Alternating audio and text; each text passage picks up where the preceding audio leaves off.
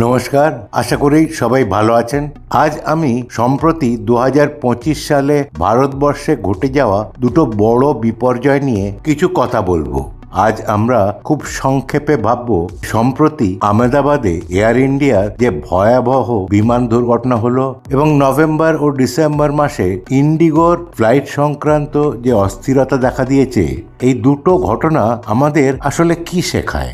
প্রথমেই বলে রাখি, আমি এখানে কাউকে দোষারোপ করতে আসিনি, বরং কিছু প্রশ্ন তুলতে চাই, কারণ নিশ্চিত তথ্য ছাড়া নেগেটিভ মন্তব্য করা উচিত নয়।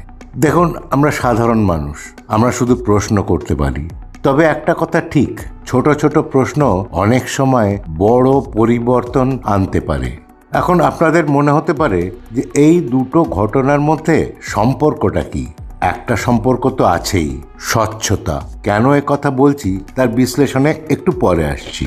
প্রথমে আহমেদাবাদের বিমান দুর্ঘটনার কথায় আসি। 12 জুন 2025 এয়ার ইন্ডিয়ার ফ্লাইট 171, একটি বোয়িং 787 ড্রিমলাইনার, যা আহমেদাবাদ থেকে লন্ডনের উদ্দেশ্যে টেক অফ করার মাত্র কয়েক মুহূর্ত পরেই বিধ্বস্ত হয়েছিল। এই ভয়ঙ্কর দুর্ঘটনায় বিমানে 241 জন যাত্রী এবং 19 জন লোকাল মানুষ, মোট 260 জনের জীবনহানি হয় এবং আরও অনেকে আহত এবং বহু মানুষ ক্ষতিগ্রস্ত হয়। দুর্ঘটনার কারণ নিয়ে সরকারি তদন্ত এখন চলছে।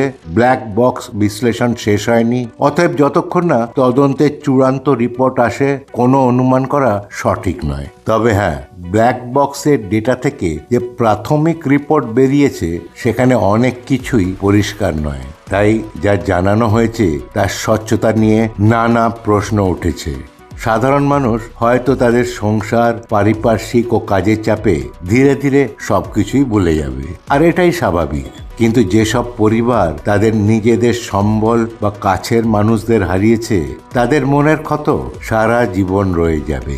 এই দুর্ঘটনা আমাদের মনে করিয়ে দিয়েছে যে বিমান যাত্রা সব সময় তেমন নিরাপদ বা শান্তির হয় না যতটা আমরা ধরে নিয়েছি। এবার আসি ইন্ডিগোর সাম্প্রতিক যে হাজার হাজার ফ্লাইট ক্যান্সেল হয়েছে সেই কথায়। 2025 সালে DGCA, directorate general of civil aviation, এয়ারলাইন্সগুলোর ওপরে বেশ কিছু নতুন নিয়ম আরোপ করেছে, যাকে এফডিটিএল বা ফ্লাইট ডিউটি টাইম লিমিটেশন বলা হয়েছে।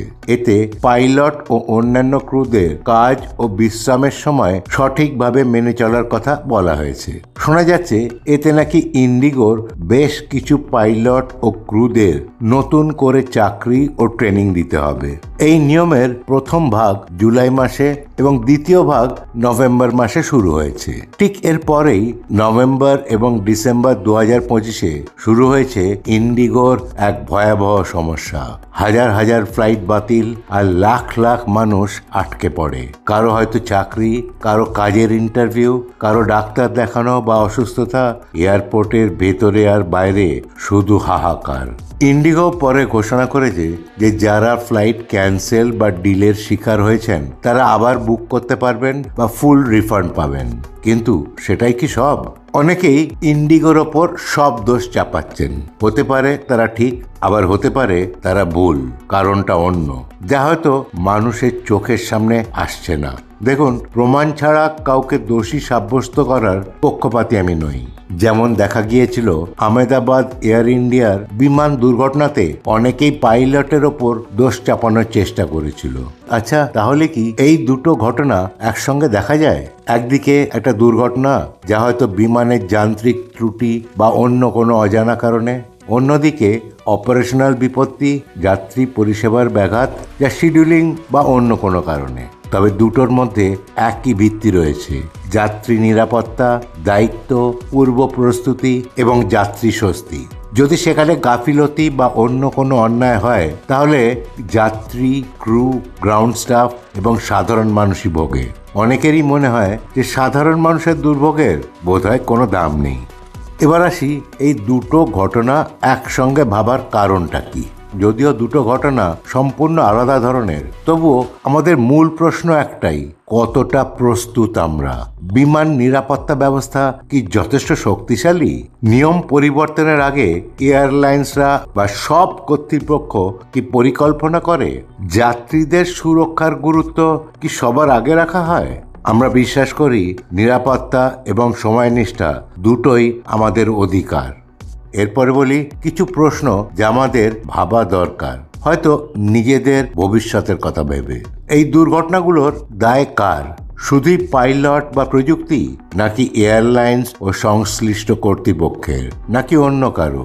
সব থেকে বড় প্রশ্ন, আমরা কি নিশ্চিত হতে পারি যে পরবর্তী বিমান যাত্রা সত্যি নিরাপদ এবং নির্ভরযোগ্য হবে? আমি আবার বলছি, কোনো প্রতিষ্ঠানকে দোষ দেওয়া এই ভিডিওর উদ্দেশ্য নয়। তদন্ত সম্পূর্ণ না হওয়া পর্যন্ত কোনো মন্তব্য করা ঠিক হবে না। আমার উদ্দেশ্য কোনো অভিযোগ বা সন্দেহ ছড়ানো নয়। তবে এই ঘটনাগুলো মনে করিয়ে দেয় যে বিমান যাত্রা শুধু সময় বা টিকিটের বিষয় নয়। যখন জনগণের নিরাপত্তা, সময় এবং বিশ্বাসের বিষয়ে আসে, তখন সঠিক প্রস্তুতি, দায়িত্বশীলতা, সচেতনতা এবং স্বচ্ছতা সবচেয়ে জরুরি। আজ এই পর্যন্তই। পরের ভিডিওতে আবার আপনাদের সঙ্গে দেখা হবে। ভালো থাকবেন, সুস্থ থাকবেন। ধন্যবাদ।